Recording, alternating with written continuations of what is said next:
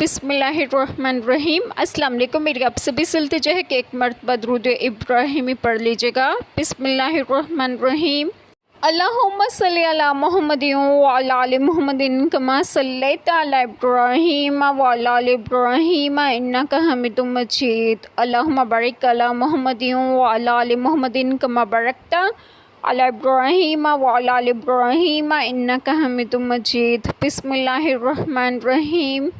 اب تم انہیں دیکھو گے جن کے دلوں میں آزار بیماری ہے کہ یہود و نصارہ کی طرف دوڑتے ہیں، کہتے ہیں ہم ڈرتے ہیں کہ ہم پر کوئی گردش آ جائے، تو نزدیک ہے کہ اللہ فتح لائے یا اپنی طرف سے کوئی حکم، پھر اس پر جو اپنے دلوں میں چھپایا تھا پچھتاتے رہ جائیں گے۔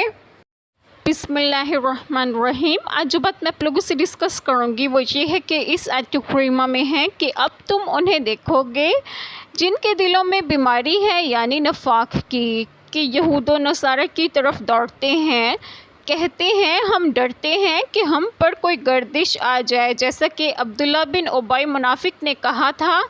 تو نزدیک ہے کہ اللہ تعالیٰ فتح لائے اور اپنے رسول پاک محمد مصطفیٰ صلی اللہ علیہ وسلم کو مظفر و منصور کرے اور ان کے دین کو تمام ادیان پر غالب کرے اور مسلمانوں کو ان کے دشمن یہود و نصارہ وغیرہ کفار پر غلبہ دے۔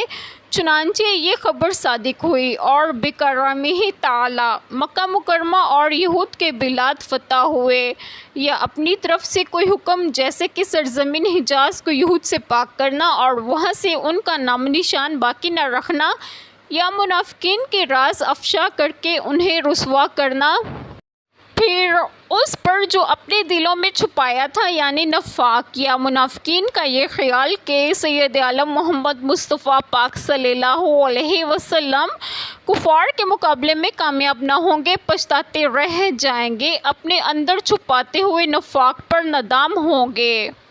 ایک چھوٹی سی دعا جو میں کروں گی کہ اللہ تعالیٰ ہم سب کے تمام گناہوں کو معاف فرمائے اور ہمیں صراط مستقیم کی راہ پر گامزن کریں، اور آپ سب کی تمام جائز دعائیں قبول فرمائے، اور جو لوگ بے اولاد ہیں انہیں نیک اور صالحین اولاد عطا فرمائے، اور جو لوگ بیمار ہیں انہیں صحت و تندرستگی بھی عطا فرمائے، اور آپ سب کو آپ کے گھروں میں خوش و خرم رکھیں اور صحت و تندرستگی بھی دیں۔ آمین۔ جزاک اللہ خیر۔